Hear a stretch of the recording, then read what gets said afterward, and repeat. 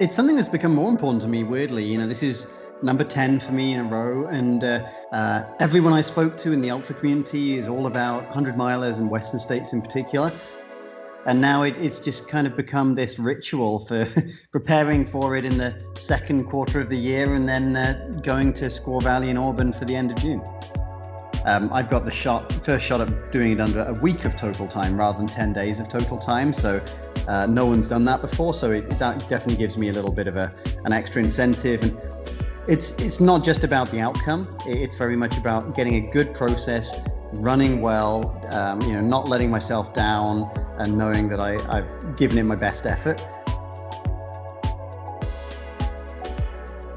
10, 9, 8, 7, 6, 5, 4, 3, 2, 1.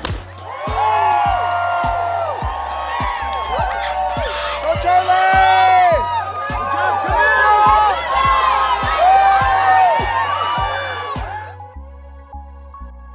It can't just be about getting a buckle or getting a 100-mile PR. Those kind of outcome things that they kind of are meaningful and they can drive you on at certain points, but they're not the things you're going to remember as much afterwards, and especially years later.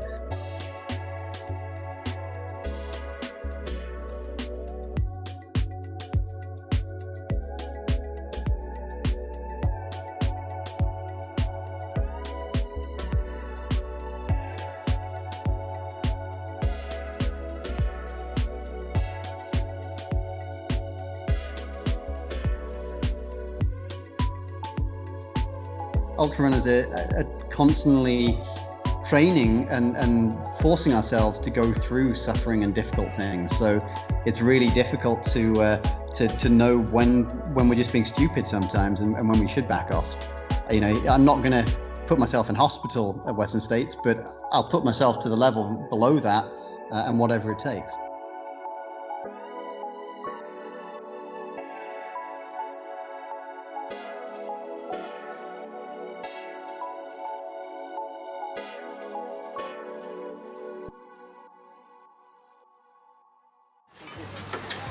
Your folks are over here if you want to go there.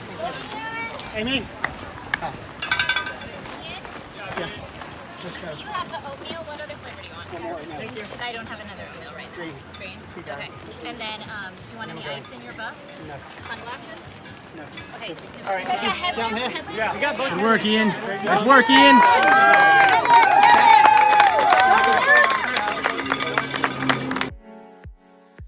Inevitably you're going to have some days where you don't succeed exactly as you wanted to. So I find that the reason I got into this sport was because it was an awesome challenge and it takes me to interesting places with a lot of travel.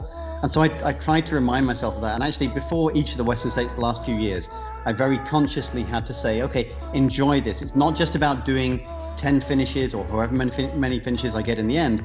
It's about going to it and in the moment being able to enjoy being there in Tahoe, being able to enjoy the early miles. I know there's going to be suffering, but not just all being about having a good position and nothing else matters.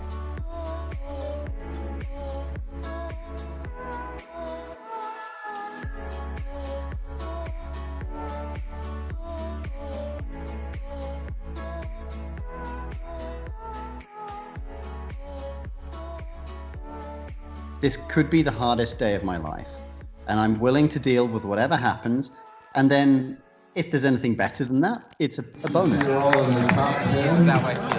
This is number 10 for him, and he'll get his 1,000-mile buckle. And because he was running about an hour faster than, more than an hour faster than he needed to, he's gonna, the total for all of his 10 finishes is less than a week.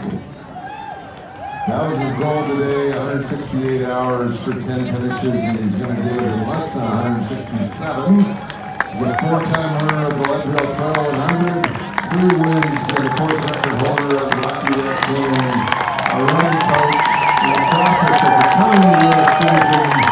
This is Ian Sharman of Greenville. Also a shout out for Ian Sharman for touring and Chris Benucci for pacing him. Way to go, Nooch. Yeah, Ian! It's meant to be hard, but there's meant to be enjoyment in that overcoming of the difficulties. And when you're really racing people and you're feeling horrible and you know that every minute is going to count, that's the best and the worst of it. It's very difficult to deal with in the moment, but it's the stuff that I remember afterwards.